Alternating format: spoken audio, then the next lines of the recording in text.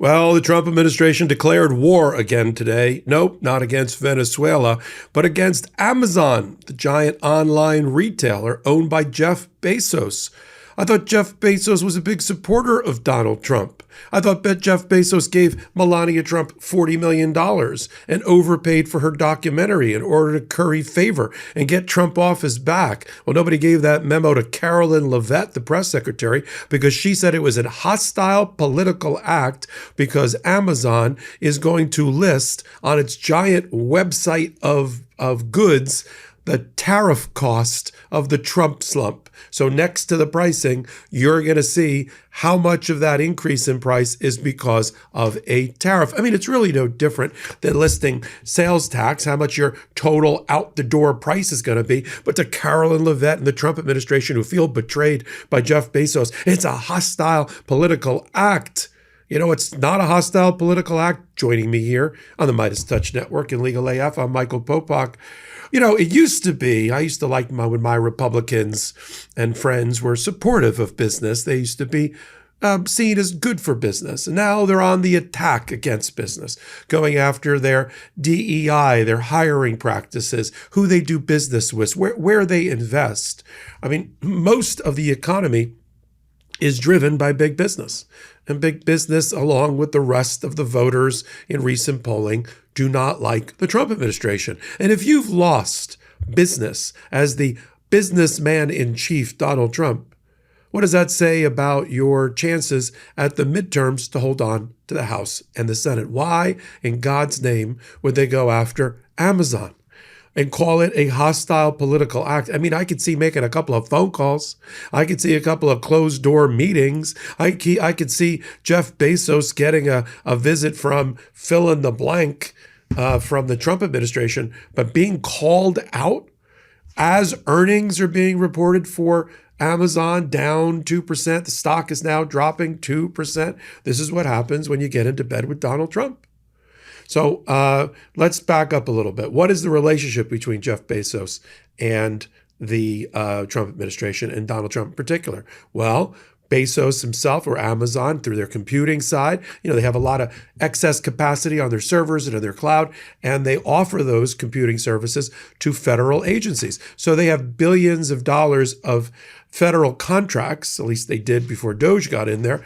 So that is a one connectivity between Donald Trump and Jeff Bezos. Jeff Bezos also did Donald Trump a solid, try to curry favor with him, try to get on the good side of the administration even before the election, because he toned down and defanged and squashed First Amendment freedom of the press at the Washington Post after he bought it. He said in the masthead that democracy dies in the dark, and Jeff Bezos turned off the lights at the Washington Post, all to curry favor with Donald Trump, and it seemed to be working.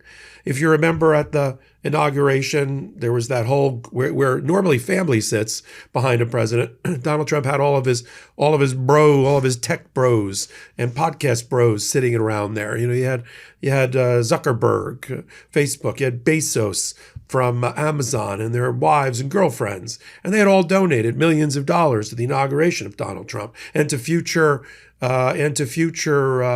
libraries for Donald Trump and all of that. Now, how's that going? Not well. Let's take a clip. Let's look at a clip right now of Caroline Leavitt attacking by name Amazon and suggesting that they are, and not willing to comment on whether Bezos is still a political supporter of Donald Trump. Let's roll the clip. So it was reported this morning that Amazon will soon display a little number next to the price of each product that shows how much the Trump tariffs are adding to the cost of each product. So isn't that a perfect, crystal clear demonstration that it's the American consumer and not China who is going to have to pay for these policies? I will take this, since I just got off the phone with the president about Amazon's announcement. This is a hostile and political act by Amazon. Why didn't Amazon do this when the Biden administration hiked inflation to the highest level in 40 years?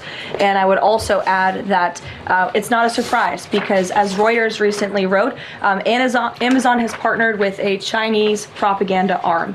So this is another reason why Americans should buy American. It's another reason why we are onshoring critical supply chains here at home to shore up our own critical supply chain and boost our own manufacturing here. Is Jeff Bezos still a Trump supporter? Look, I will not speak to the president's relationships with Jeff Bezos, but I will tell you that this is certainly a hostile and political action by Amazon. And Secretary, if you have anything to add. All right, now, how do we get here? And what does it mean? That sends a chill down the spine of a lot of big business, most of which, let's be frank, supported Donald Trump. But everything that he's done since, in the lead up to the first 100 days, I'll go on record, I'm not the only one, worst 100 days in modern presidential history. Maybe Herbert Hoover was slightly worse on the way into the Great Depression, but I don't think so. So big business is watching Trump. It's supposed to be good for business. So far, no tax cuts and no way to pay for them. He's roiling the markets on a daily basis with his tariff program. He hit the emergency brake on the tariff program, having cut no deals at all on it, and hasn't cut a deal yet, although we're about 20 days into his pause, because the world has already quickly adjusted around his decision.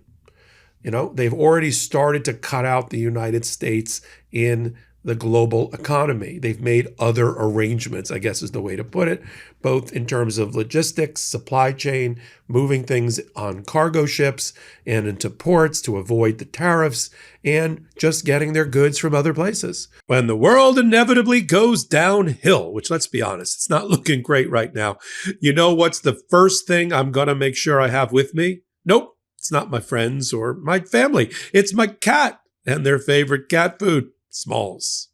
This podcast is sponsored by Smalls. And if you're a listener of this show, you know that my cat Chanel can't live without Smalls. To get 35% off plus an additional 50% off your first order, head to smalls.com and use our promo code LegalAF for a limited time only. Smalls cat food is protein-packed recipes made with preservative-free ingredients you'd find in your fridge, and it's delivered right to your door. That's why Cats.com named Smalls their best overall cat food. My cat prefers Smalls way more than their previous cat food. I legitimately did a taste test, put two bowls side by side, and Chanel immediately went to Smalls. Since making the switch to Smalls, my cat Chanel has had fewer hairballs, more balanced energy, a healthier weight, a softer and shinier fur coat, and a less stinky litter box. Still not a believer in Smalls? Forbes ranks Smalls the best overall cat food, while BuzzFeed said, my cats went completely ballistic for this stuff. I used Smalls as a topper to transition Chanel to Smalls, and the transition went perfectly. And I can tell you that my cat's breath is much better and her fur is much softer ever since I switched to Smalls. Smalls also has a bunch of amazing treats and snacks you can add to your order. After switching to Smalls, 88% of cat owners reported overall health improvements. That's a big deal. Have a particularly picky cat?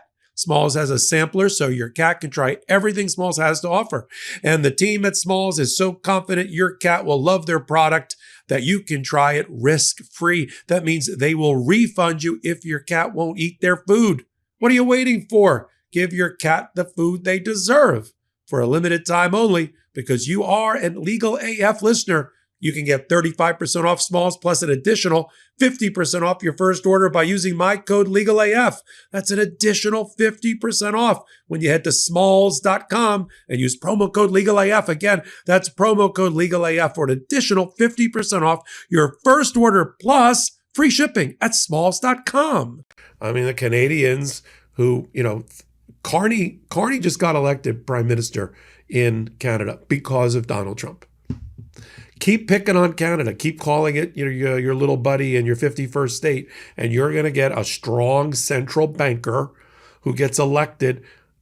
You think Trudeau was a nightmare for you? Wait till Carney every day goes after Donald Trump. I mean, he just said in his acceptance speech that Donald Trump's trying to break Canada in a way to try to unify Canada. See, that's the great thing about Donald Trump. He is the great unifier. He unifies the world and its economy against America. So he's unifying, but in the wrong direction. Let's go back to Amazon for a minute. Think of how extraordinary this is and what this message is sending to the Home Depots, the Walmarts, the Targets, and the rest. All three of CEOs just visited Donald Trump recently and told him to take his foot off their neck and get rid of the China tariffs. all three of them. Donald Trump isn't in danger of losing the Walmart voter, which is primarily in red states at the midterms. He's lost the Walmart voter. And now, if he thinks he's going to make it any better, Amazon is a thought leader in the area of retail. People, companies are going to follow Amazon's lead. As they say in retail, as Walmart goes, as Amazon goes, so goes the market. So all the competitors or other industries are going to take Amazon's lead. They're going to draft behind draft behind them, and they're going to list tariffs. I mean, you may even go into a restaurant and see a tariff number on there.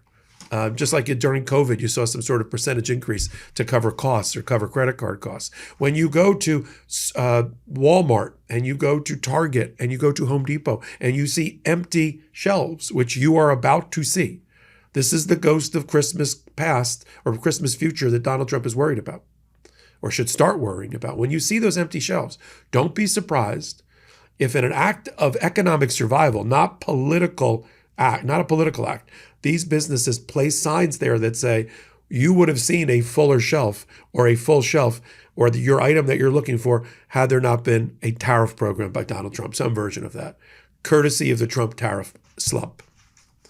And that's what Donald Trump's doing. So he thinks the more he viciously bashes business, they will be gun shy about doing battle with the administration and Donald Trump's bully pulpit. I don't see it that way. I see it this way.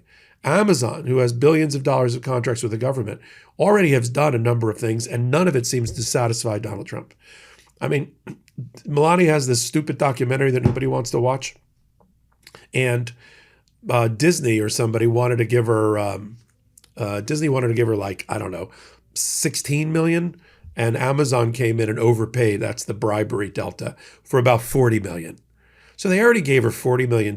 They overpaid for the inauguration, right? They've ponied up whatever they need to for the presidential library. And it's still not enough because Donald Trump is insatiable. It's all about me, and today. What have you done for me lately? What have you done for me right now? And the rest of the business has got to thinking, how do we survive the next 18 months until the midterms? Because when Donald Trump gets smacked along with the Republican Party, which they are going to do, anybody with an R next to their name, you got to take them out. When they get smacked, he's either going to become more contrite and stop attacking business, or as is his model, he's going to continue to go after big business the way he's going after our justice system, our rule of law, law firms, and universities. Think about the things that drive the economy. Really, honestly, in your hometown, in your area, universities, including their medical centers, right? The big law firms and big accounting firms, right? The big on the service side of the economy, and big business. And Donald Trump is busy attacking all of it, all at once, everywhere at the same time, and wondering why. The more he's beating the economy, why morale is so down, why consumer confidence is in the crapper, and why people want to see him leave office, and why the polling numbers in 3 consecutive polls in the last 4 or 5 days all show that 60% of America want him to just stop and go away. But this is the reason. You can't take on in 100 days all of these major support systems for our economy. And then I left out the fourth one. He killed the federal involvement through funding and through employment in the economy. If you cut the fuel line for federal funding, at the same time you bash universities, law firms, federal workers, and big business, what's left? Only a madman would do all of this. So we'll continue to follow the fight that's broken out, the war of hostility, the act of hostilities that have broken out between the Trump administration and Amazon, and the broader picture of what it means here on the MeidasTouch Network. Follow me, Michael Popak, on all things law and politics right here on the MeidasTouch Network. Also over on the the Legal AF YouTube channel in collaboration with MeidasTouch. So it's Legal AF MTN. We're trying to get to 600,000 subscribers this week. You can help us get there. It's all free, but it does signal that you want us to continue to grow that channel, bring in some amazing new content and the like. So until my next report, I'm Michael Popak. In collaboration with the MeidasTouch Network, we just launched the Legal AF YouTube channel. Help us build this pro-democracy channel where I'll be curating the top stories at the intersection of law and politics. Go to YouTube now and free subscribe at Legal AF MTN. That's at Legal AF MTN.